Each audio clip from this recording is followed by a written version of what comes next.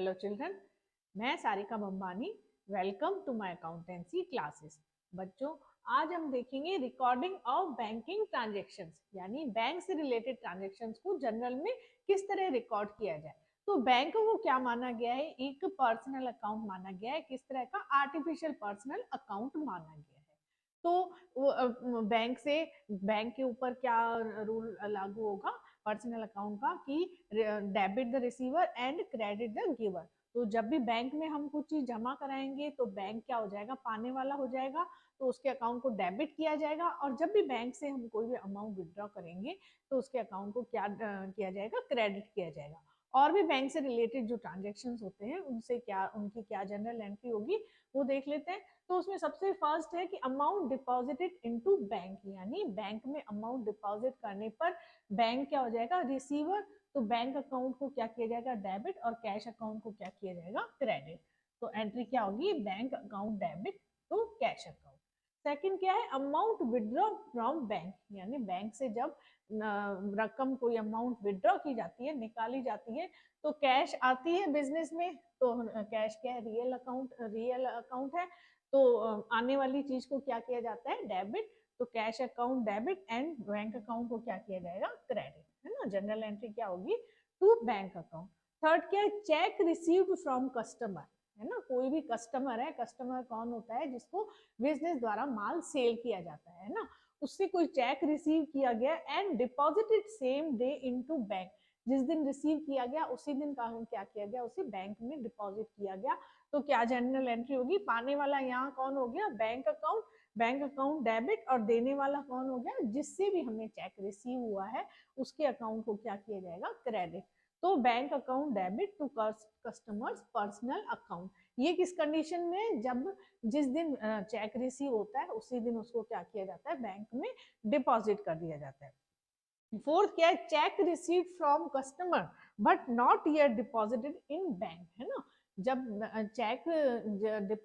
Check उससे receive हो गया है कस्टमर से फाइनल पेमेंट में, लेकिन उसे उस दिन बैंक में नहीं जमा कराया गया, तो क्या रिसीव होगी? ये माना जाएगा कि कैश रिसीव हुई है। तो कैश अकाउंट को क्या किया जाएगा? डेबिट।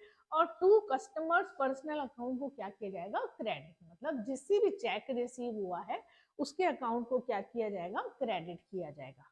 अच्छा, फिर क्या है? Above check deposited into bank. जब ये चेक कस्टमर से मिला है, जिस तारीख को उसको बैंक में जमा कराया जाता है उस दिन क्या एंट्री की जाएगी? सिंपल जो कैश जमा कराने की एंट्री होती है वही एंट्री होगी, bank account debit to cash account. यहाँ फोर्थ वाली कंडीशन में क्या करेक्शन होगा कि but not deposited same day into bank, यानी कि सेम डे उसको बैंक में नहीं जमा कराया गया जबकि बाद में उसे बैंक में जमा कराया गया। तो जब जमा कराया जाएगा तब ये एंट्री होगी और जिस दिन रिसीव हुआ है उस दिन ये एंट्री होगी।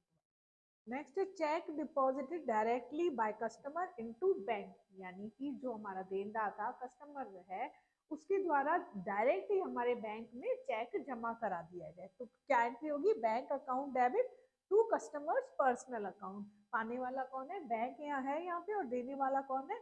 जिसने चेक दिया वो देने वाला हो गया। तो पाने वाले को डेबिट और देने वाले को क्रेडिट कर दिया जाएगा। नेक्स्ट है चेक डिसऑनर। चेक डिसऑनर मतलब चेक का अनादरण हो गया, उसका पेमेंट नहीं मिल रहा। जैसे एसबीआई में हमारा अकाउंट है और किसी कस्टमर ने हमारे अकाउंट में चेक जमा किया और जब बैंक उसका पेमेंट लेने के लिए बैंक द्वारा वो चेक भेजा गया उसके अकाउंट में, तो वो क्या हो गया? डिसऑनर हो के आ गया। डिसऑनर कई रीजन से होता है। मान लीजिए उस कस्टमर के अकाउंट में इतना सफिशिएंट बैलेंस नहीं था, है ना, या और भी कई कारण होते हैं। तो क्या हो जाता है? चेक डिसऑनर हो जाता है, मतलब अमाउंट नहीं मिलती बल्कि वो चेक क्या हो जाता है? वापस आ जाता है। तो इस एक तरह से उसको कहना चाहिए चेक कैंसिल हो गया, अमाउंट रिसीव नहीं हुई। तो डिसऑनर की एंट्री क्या होगी? जो चेक जमा कराने की एंट्री होती है उसका रिवर्स हो जाएगा, मतलब कस्टमर का पर्सनल अकाउंट फिर से डेबिट हो जाएगा, ठीक है ना। जिसको कैंसिल कर दिया था कस्टमर पर्सनल अकाउंट को, वो वापस क्या हो जाएगा? डेबिट हो जाएगा। और बैंक का अकाउंट क्या हो जाएगा? क्रेडिट हो जाएगा। जस्ट इसकी अपोजिट एंट्री होगी। तो जनरल एंट्री क्या होगी? Customer personal account to bank account. कौन सी कंडीशन में? चेक डिसऑनर होने कंडीशन। अच्छा, नेक्स्ट क्या है? Cheque receive from customer and discount allowed and deposited same day into bank, यानी किसी कस्टमर से चेक रिसीव हुआ है और उसको क्या दिया गया है, डिस्काउंट दिया गया है, और उस चेक को क्या कर दिया गया, सेम डे बैंक में डिपॉजिट कर दिया गया, तो बैंक अकाउंट डेबिट हो जाएगा और डिस्काउंट अलाउड क्या हो जाएगा, अकाउंट डेबिट हो जाएगा, क्योंकि ये वाला डिस्काउंट क्या है, बिजनेस के लिए एक एक्सपेंसेस है, तो एक्सपेंसेस को डेबिट करते हैं, और कस्टमर का पर्सनल अकाउंट क्या हो जाएगा, क्रेडिट हो जाएगा। मान लीजिए किसी कस्टमर से हमें 20,000 लेने थे और उससे कितने का चेक मिला है, 19,500 का, तो नेचुरली 500 का उसको क्या दिया गया, डिस्काउंट दिया गया, और 20,000 क्या हो गए उसके उसका पर्सनल अकाउंट क्रेडिट हो गया ना, खत्म हो गया। तो ये एंट्री हो जाएगी कब, जब चेक रिसीव हुआ है कस्टमर से, उसको डिस्काउंट दिया गया और ये चेक सेम डे क्या किया गया, बैंक में डिपॉजिट कर दिया गया।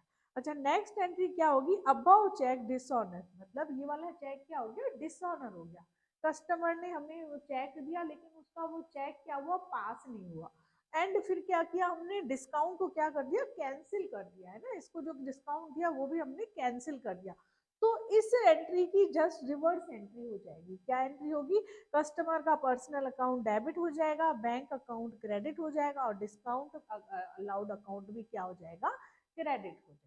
ठीक है ना, तो इस एंट्री को क्या कर देंगे, रिवर्स कर देंगे। नेक्स्ट है चेक इशू टू समवन, मतलब हमारे द्वारा, बिजनेस द्वारा किसी को क्या दिया गया है, चेक इशू किया गया, पेमेंट के तौर पर क्या किया गया, चेक इशू किया गया। हमारे बिजनेस द्वारा चेक किसको इशू किया जाता है, जो क्रेडिटर होते हैं, जो लेनदार होते हैं हमारे, उनको क्या किया जाता है, चेक इशू किया जाता है। तो पर्सनल अकाउंट डेबिट हो जाएगा, जिस भी व्यक्ति को चेक दिया जा रहा है उसका अकाउंट डेबिट हो जाएगा, और बैंक का अकाउंट क्या हो जाएगा, क्रेडिट हो जाएगा।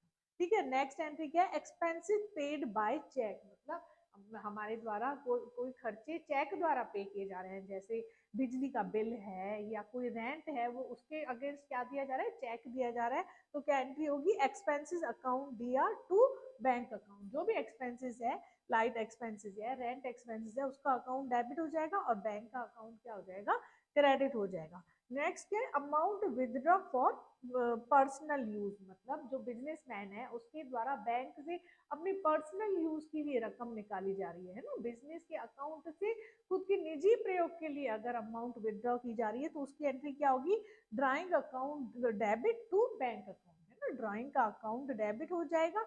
ड्राइंग का अकाउंट किसको डिनोट करते हैं, बिजनेसमैन को डिनोट करता है ना, बिजनेसमैन जब भी बिजनेसमैन का अकाउंट जो है वो कैपिटल और ड्राइंग के रूप में शो होता है, जब वो पर्सनल यूज डेबिट होता है तो उसको ड्राइंग अकाउंट दिखाते हैं और क्रेडिट होता है तो उसको कैपिटल अकाउंट करके दिखाते हैं।